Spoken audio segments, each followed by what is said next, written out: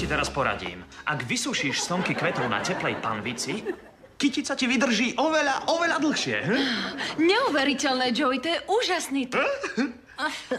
Monika, ospravedlníš nás? Chcem hovoriť s tou dámou s kvetmi. Dobre, ale Joey, potom ešte príď, naučím ťa robiť krmidlo pre vtáky z borovicovej šišky a z trochy masla. Milujem vtáčiky.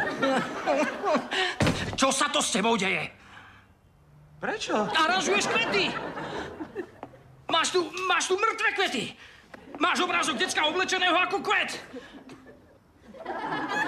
Toto nie je Joey! Hej, počkať. Som stále Joey, jasné? Kvety sú len čímsi, čo je pekné na pohľad. A toto je obrázok od slávnej umelkyne.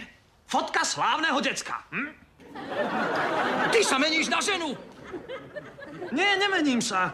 Prečo mi to hovoríš? To je fakt kruté. Nahneval som ťa? Čo také som povedal? Nejde o to čo, ale ako si to povedal. O môj Bože!